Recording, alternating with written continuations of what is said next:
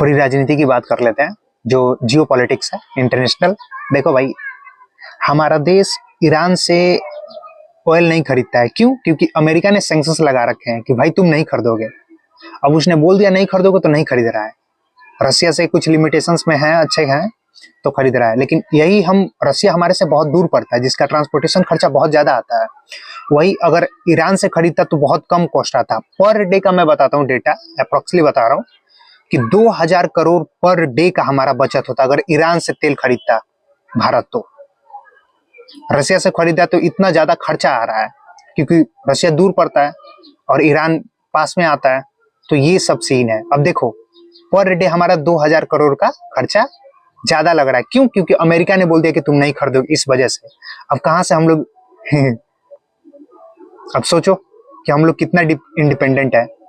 तो ये सब चीजें आती हैं भाई, क्यों ऐसा हो रहा है। अब देखो, उसके पीछे भी रीजन है, क्योंकि डॉलर का अभी वैल्यू बहुत अच्छा है।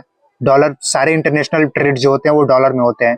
इस वजह से उसने सैंक्शंस लगा दिए तो हमारे काम खत्म हो जाएगा। जैसे रसिया पे लगाया था तो रसिया के बहुत सारे जो ट्रेड थे वो लिमिट हो गए थे, वैसे हम पे लगा देंगे तो हमारे तो भाई लोले पड़ जाने हैं।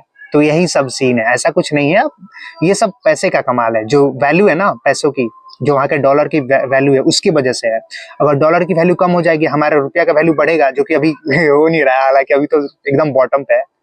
तो ये सब चीज अगर नहीं होंगी तब तक ये चीजें बदलने वाली नहीं है। जिसका पत्ता चलेगा वही भाई दुनिया को लिमिट लगा सकता है।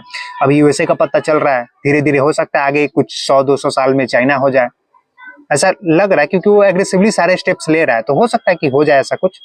100-200 साल की बात कर रहा हूँ मैं, 1-2 साल की नहीं, है ना। तो ये सब चीजें हैं, हालांकि देखते हैं क्या होता है। तो ये चीजें हैं भाई, अंधभक्त की नहीं बननी है, कुछ फ्लो होती है वो समझनी है। समझ क्या है? अब अंधभक्त नहीं बनना है।